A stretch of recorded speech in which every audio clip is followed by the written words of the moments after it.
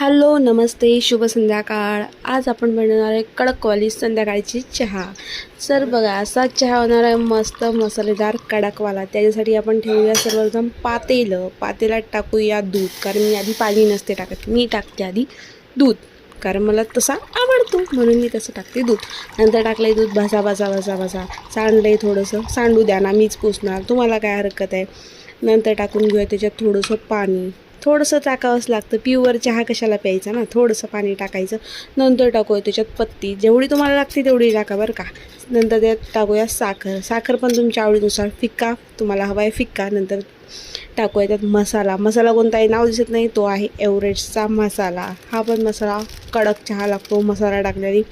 नंतर काय टाकत असतात, हे झाले अद्रक आपण खाट कुटून घेऊया मस्तपैकी, छान बारीक काढून घेऊया.